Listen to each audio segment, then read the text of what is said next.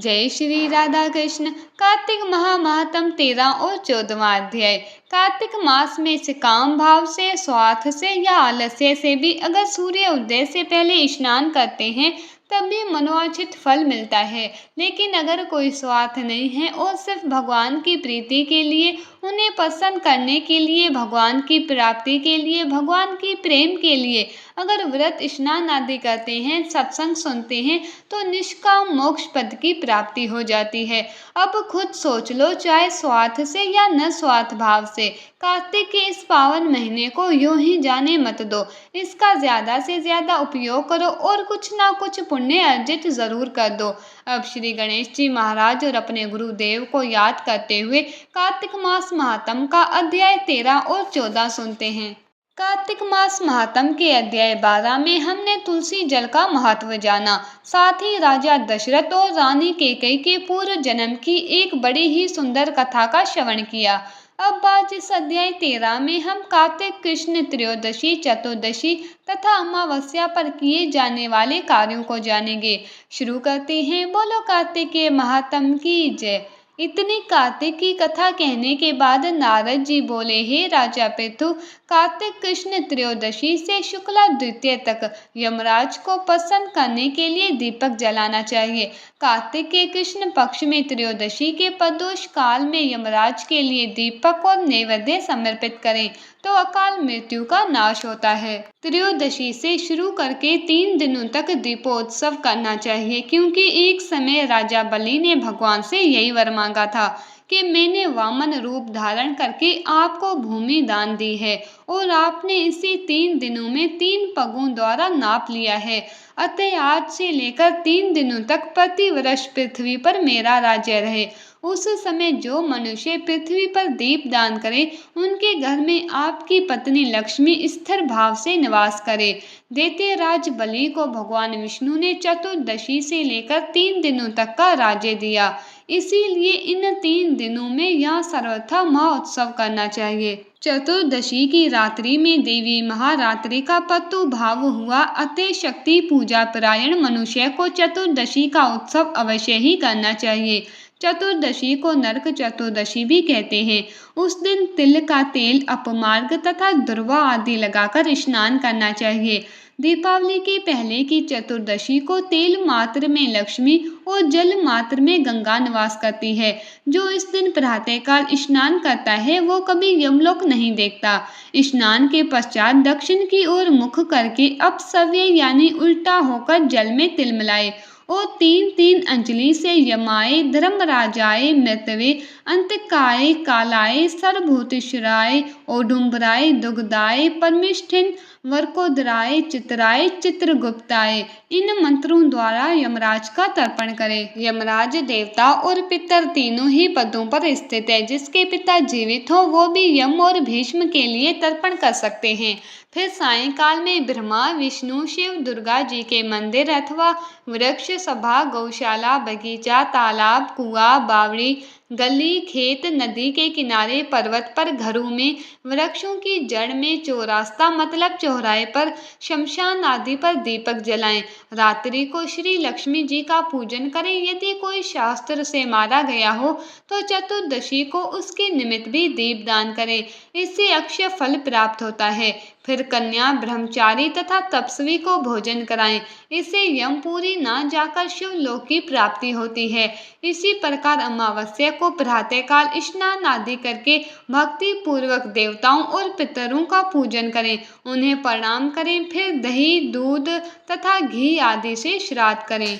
सायंकाल घर पर तुलसी के स्थान, देव स्थान आदि में दीप जलाएं। शमशान, नदी, पर्वत, चौरास्ता मतलब चौराहा तथा गौशाला में दीपक जलाएं। फिर लक्ष्मी जी की स्तुति करके उनको जगाएं। पूजा के बाद लक्ष्मी जी की स्तुति इस प्रकार करनी चाहिए। बड़े प्रेम से, मन और भाव से, दीपक की ज्योति में विराजमान माँ लक्ष्मी तुम ज्योतिर्मय हो। सूर्य, चंद्रमा, अग्नि, स्वर्ण और तारों आदि सभी ज्योतियों की ज्योति हो, तुम्हें नमस्कार है। कार्तिक की दीपावली के पवित्र दिन को इस भूतल पर और गौओं के पोषण में जो लक्ष्मी शोभा पाती है वो सदा मेरे लिए वरदानीय हो। जिस प्रकार पतिव्रता स्त्री अपने पति से पहले जागती है, उसी प्रकार लक्ष्मी जी भी भगवान से 12 दिन पहले जागती है। अब अमावस्या को दिन में बालक, वृद्ध तथा रोगियों को छोड़कर अन्य किसी को भोजन नहीं करना चाहिए। सायंकाल में लक्ष्मी जी का पूजन करके तब स्वयं भोजन करें। घर को फूल माला आदि से सजाकर रात्रि को सारे घर में दीपमाला करें। घर के सभी स्त्री पुरुष नवीन वस्त्र धारण करें और समस्त रात्रि नृत्य गीत आदि हर्षोल्लास से बिताएं। इस दिन लक्ष्मी जी का सुख बढ़ाने के लिए जो उनके लिए कमल के फूलों की शैया बनाता है, उसके घर को छोड़कर भगवती लक्ष्मी कहीं नहीं जाती। रात भर दीपक जलाना चाहिए। उस रात को लक्ष्मी जी सब घरों में घूमती है तथा जो घर अधिक सुंदर तथा रमणीक होता है, उसमें वो बहुत दिनों तक निवास करती है। जीव हिंसा, मदिरा पान, अगम्य गमन, चोरी और विश्वासघात ये 5 नरक के द्वार कहे गए हैं। इनका सदैव त्याग करना चाहिए। दीपावली की रात्रि पर जब एक पहर रात्रि शेष रहने पर घर का दरिद्र रूपी कूड़ा करकट सूप या पुराने पंखे पर रखकर बाहर फेंकना चाहिए। ऐसा करने से वो घर धन धान्य से पूर्ण रहता है। दूसरे दिन गोवर्धन जी बनाकर बंधु बांधवों सहित पूजन करके ब्राह्मणों को भोजन कराएं। स्वयं भी नवीन अन्न का भोजन करें। भगवान श्री कृष्ण ने इंद्र का मान मर्जन करके गोवर्धन पर्वत का पूजन इसी दिन किया था।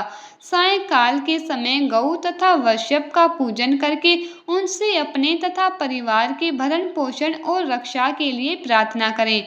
बलि और उसकी पत्नी विंध्यावती की मूर्ति बनाकर सायंकाल के समय पूजन करके दान आदि क्रिया करने वाला परिवार सदा सुखी रहता है। यही हमारे कार्तिक मास महात्म के अध्याय 13 का समापन। आज हम 2 अध्याय का श्रवण करेंगे। तो अब अगला अध्याय सुनते हैं। कार्तिक मास महात्म अध्याय 14। कार्तिक महात्म की इतनी कथा सुनकर राजा पृथु कहने लगे, हे नारद जी, आपने कार्तिक महात्म का बड़ा उत्तम फल कहा। अब कृपया करके भगवान की पूजा का महात्म भी कहिए। तब नारद जी कहने लगे, हे राजा, जो हंसी में भी भगवान का पूजन करता है, भजन करता है, वो परम पद को प्राप्त हो जाता है।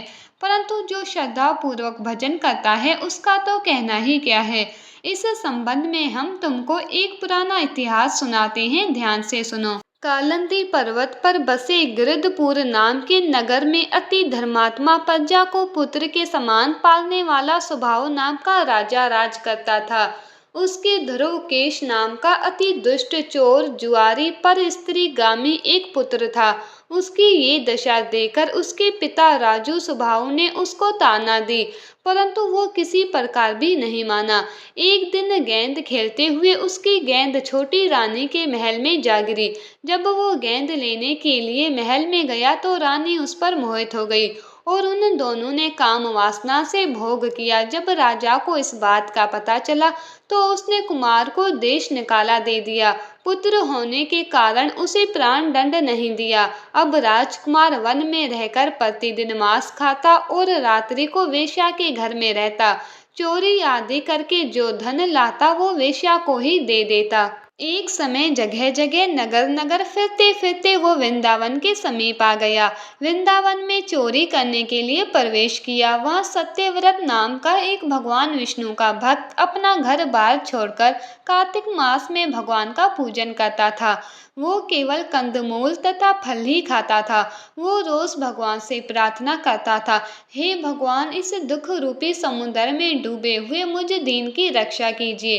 श्री राधा जी सहित मैं आपको नमस्कार करता हूँ। और इस तरह वो प्रेम मग्न होकर रोने भी लग जाता। इस प्रकार वो रोज सेवा पूजा प्रार्थना करता था। देव योग से एक दिन ध्रुवकेश ने उस ब्राह्मण की ये क्रिया देखी। उसने पहले किसी को ऐसे पूजा पाठ करते कभी नहीं देखा था। उसे लगा ऐसा करने से क्या होता है, ये देखना चाहिए। ऐसा सोचकर जब रात्रि को वो वेश्या के घर आया तो वहां आकर उसने भी मिट्टी की मूर्ति बनाकर वैसे ही सब कर्म किए। अंत में उसी भांति स्तुति आदि करके रात्रि को सो गया। देव योग से उसी रात्रि को राजा के दूत उस वेश्या के घर आ घुसे। ध्रुमकेश ने भागने की कोशिश की और इसी में राजा के द्वारा वो मारा गया। उसकी मृत्यु के पश्चात यमदूत उसे यमराज के पास ले गए। उसको देखते ही यमराज खड़े हो गए और अपने दूतों को कहा, जब हमने तुमसे कहा है कि विष्णु भक्तों को यहाँ पर मत लाया करो, फिर तुम इसे यहाँ पर क्यों लाए हो? इसने चाहे अनजाने में या हंसी में ही कार्तिक मास का व्रत वृंदावन धाम में किया, मगर फिर भी ये बैकुंठ जाने योग्य है। ये सुनकर ध्रुमकेश बहुत आश्चर्य में था। उसे ऐसा यमराज ने कहा कि भगवान की भक्ति 9 प्रकार से की जाती है। उनकी कथा सुनने से राजा परीक्षित, उनका कीर्तन करने से शुकदेव, स्मरण करने से प्रहलाद, पाठ सेवा करने से लक्ष्मी, पूजा से पृथु, वंदना से अक्रूर, दास भाव से सुग्रीव, मित्र भाव से अर्जुन, आत्म निवेदन से राजा बलि जिस प्रकार परम पद को प्राप्त हुए हैं, उसी प्रकार तुमने भी चाहे अनजाने में ही सही भगवान की पूजा की है, मगर फिर भी तुम स्वर्ग के अधिकारी थे। मगर तुमने ये पूजा कार्तिक मास में की, इसीलिए अब तुम बैकुंठ के अधिकारी हो गए हो। कार्तिक मास में की गई पूजा कभी व्यर्थ नहीं जा सकती। जहाँ पर भगवान शालिग्राम है, वहाँ पर ही गंडकी नदी और सब तीर्थ हैं। ये सुनकर ध्रुमकेश अपने आप को बहुत भाग्यवान समझता हुआ यमराज से बोला, भगवान आपने मुझे ये बताया, मुझे बहुत हर्ष हुआ। अब कृपया कर मुझे ये भी बताइए कि सब नदियों को छोड़कर भगवान शालिग्राम गंडकी नदी को ही कैसे प्राप्त हुए? उसकी बात सुनकर यमराज कहने लगे, इसका पूरा वृत्तांत मैं तुम्हें बताता हूँ, ध्यान से सुनो। किसी समय वेशरा नाम के ऋषि सब लोगों के हित के लिए गंगा तट पर तपस्या कर रहे थे। उस रमणीक स्थान पर उनके तप से इंद्र अत्यंत भयभीत हुआ और उनकी तपस्या को भंग करने के लिए मंजू घोष नाम की अप्सरा को भेजा। मंजू घोषा वन में क्रीड़ा करती हुई अपने रूप का प्रदर्शन करके अनेक हाव भाव दिखाने लगी। उसी समय मंजू घोषा ने मुनि के चरणों को स्पर्श किया तो ऋषि के रोम खड़े हो गए। उस समय मंजू घोषा ने ऋषि को अपने वश में जानकर उनके गले में अपनी बाजू डाल दी। तब ऋषि ने क्रोधित होकर श्राप दिया कि तुम मुझे इस संसार सागर में डालना चाहती हो तो तुम नदी बन जाओ। ऋषि का श्राप सुनकर मंजू घोषा रोने लगी और ऋषि से क्षमा मांगती हुई बोली, हे मुनि, मैं श्राप योग्य नहीं हूँ, कृपया मुझे क्षमा करें। तब मुनि कहने लगे, मैंने जो श्राप तुम्हें दिया है उसे मैं वापस नहीं ले सकता, पर मैं इस श्राप को आशीष में बदल सकता हूँ। तुम गंडकी नदी बनोगी और जिस समय भगवान विष्णु वृंदा के श्राप से शिला रूप होंगे, उस समय वो तुम में यानी गंडकी नदी में स्थित होंगे। इससे तुम्हारा श्राप वरदान से भी श्रेष्ठ होगा। इतना कहकर यमराज बोले, हे राजकुमार, अब तुम भी विष्णु लोक को जाओ। इसके बाद ध्रुमकेश सुंदर विमान में बैठकर बैकुंठ को चला गया। कार्तिक मास महात्म अध्याय 14 समाप्त। इस अध्याय में भगवान ने स्वयं बताया है कि हमें कार्तिक कृष्ण त्रयोदशी, चतुर्दशी तथा अमावस्या को क्या और किस तरह से करना चाहिए। साथ ही पूजा का फल भी जाना और ये भी ज्ञान मिला कि अनजाने में ही भगवान की पूजा महाफल देने वाली है और श्रद्धा के साथ की गई पूजा का फल तो अनंत ही है। इस अध्याय में हमने ये भी जाना कि शालिग्राम जी नेपाल की गंडकी नदी में ही क्यों मिलते हैं। कल कार्तिक मास महात्म के अगले अध्याय को सुनेंगे। देखो, हमेशा कहती हूँ, कार्तिक महात्म सुनने से महापुण्य तो मिलता ही मिलता है, ज्ञान भी बहुत बढ़ता है ना। अंत में एक बात सोचो, जीवन में हम कितने सही हैं और कितने गलत हैं, ये बात सिर्फ 2 शख्स ही जानते हैं। कौन है वो 2 शख्स? वो है ईश्वर और हमारी अंतरात्मा। और देखो, मज़े की बात ये है कि ये दोनों ही हमें नज़र नहीं आते। दोनों की आवाज़ हमें कलयुग और माया के प्रभाव की वजह से सुनाई भी नहीं देती।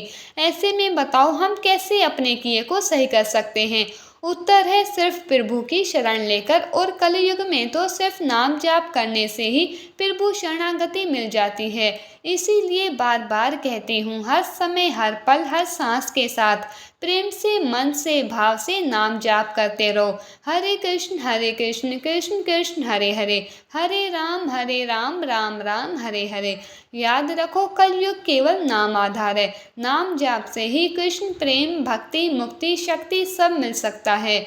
लास्ट में एक रिक्वेस्ट है, प्लीज़ इन वीडियोस को ज़्यादा से ज़्यादा शेयर करके कार्तिक मास के प्रभाव को सबको बताओ।